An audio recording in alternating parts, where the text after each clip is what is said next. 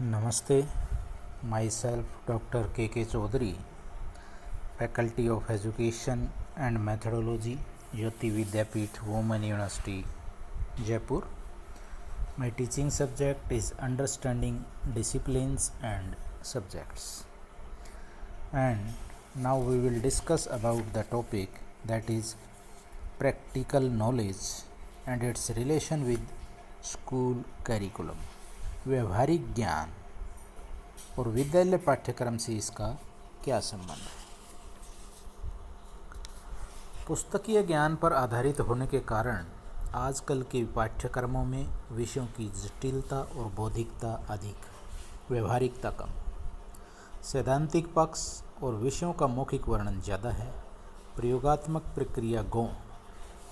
किंतु शिक्षा का उद्देश्य मात्र बौद्धिक उन्नयन नहीं है, अपितु किशोर किशोरियों का सामाजिक, भावनात्मक, सांस्कृतिक, धार्मिक, नैतिक, चारित्रिक और शारीरिक विकास भी है। यही नहीं, उन मूल्यों के संगठन और संबंध की भी आवश्यकता है ताकि वे जीवन पर्यंत अपने दैनिक जीवन से संबंधित आधारभूत समस्याओं का सरलता और सुगमता से समाधान कर सकें। इसके लिए उन्हें व्यवहारिक ज्ञान, प्रैक्टिकल नॉलेज की भी अपेक्षा है। यह व्यवहारिक ज्ञान हमारी व्यवसाय मूलक शिक्षा, जॉब ओरिएंटेड एजुकेशन का जनक है। पाठ्यक्रम को मात्र पढ़ने लिखने से ही संबंध करना या ज्ञानात्मक विकास को ही ध्यान में रखकर उसका निर्माण करना उसे केवल संकीर्ण बनाना है। अतः रुचि यानी कि जिज्ञासा, गुण और आवश्यकता के अनुसार शिक्षा के एक लक्ष्य निर्धारण हेतु पाठ्यक्रम को सरल जीवन में संबद्ध और उपयोगी बनाया जाए। कॉम्प्लेक्स मेथड के प्रणेता सात्स्की के अनुसार शिक्षा का उद्देश्य पूर्ण और सफल जीवन की तैयारी है। इस सिद्धांत के प्रतिपादक हर्बर्ट स्पेंसर ने शिक्षा को उपयोगी बनाने पर बल दिया है। यूनान के सुप्रसिद्ध दार्शनिक प्लेटो और अरस्तु शिक्षा को उपयोगी बनाना चाहते थे, अतः उपयोगी विषयों को ही पाठ्यक्रम में स्थान देना चाहिए। डॉक्टर राधाकृष्णन की अध्यक्षता में आयोजित विश्वविद्यालय शिक्षा आयोग 1948-1949 ने 25 अगस्त 49 को अपने प्रतिवेदन प्रस्तुत करते हुए उच्च कोटि की सामान्य तथा व्यावसायिक शिक्षा को जनतंत्र का प्राण माना है।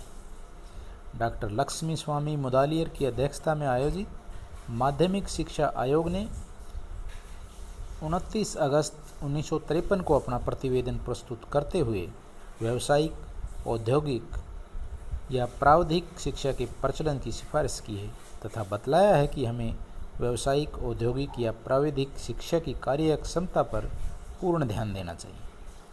प्रोफेसर दौलत सिंह कोठारी की अध्यक्षता में आयोजित कोठारी कमीशन 1964 से 1966 ने 29 जून 1966 को अपना प्रतिवेदन प्रस्तुत करते हुए शिक्षा को उत्पादन के साथ जोड़ा है। कमीशन ने शिक्षा के प्रत्येक स्तर पर व्यवसाय तथा श्रम के प्रति निष्ठा उत्पन्न करने के लिए व्यावसायिक शिक्षा की बात बतलाई है और इसके लिए कार्य अनुभव तथा कार्यशाला, वर्क एक्सपीरियंस एंड वर्कशॉप से इसका सीधा संबंध स्थापित किया है और कृषि, विज्ञान तथा तकनीकी शिक्षा के शिक्षण पर बल दिया है।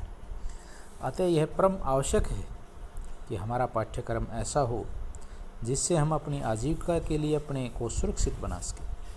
आर्थिक समस्या के समाधान करने के पश्चात ही मानव धर्म की ओर प्रवृत्त होता है। उसमें नैतिकता का उदय और उसका भावनात्मक विकास होता है। वह समाज और संस्कृति के निर्माण में अपना सक्रिय योगदान देता है, अपने देश और राष्ट्र को सबल बनाता है तथा विश्व बंधुत्व जैसी व्यापक समस्या के निदान का मार्ग प्रशस्त करता है।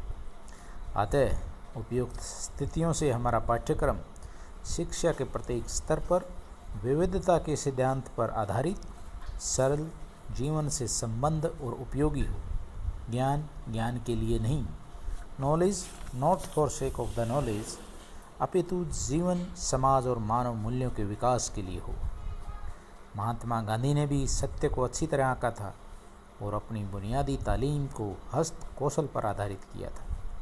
बुनियादी शिक्षा के विचार प्रमुख सिद्धांत हैं अनिवार्य शिक्षा 7 से 14 वर्ष के बालकों के लिए। मातृभाषा द्वारा शिक्षा, शिक्षा किसी हस्तकौशल पर आधारित हो और शिक्षा को स्वावलंबी बनाया जाए। कार्य करते हुए शिक्षा, लर्निंग बाय डूइंग एक सर्वथा मनोवैज्ञानिक सत्य है। बहुत दिनों पहले एथेंस के सुप्रसिद्ध शिक्षा शास्त्री महात्मा सोलन ने भी इस सिद्धांत का प्रतिपादन किया था।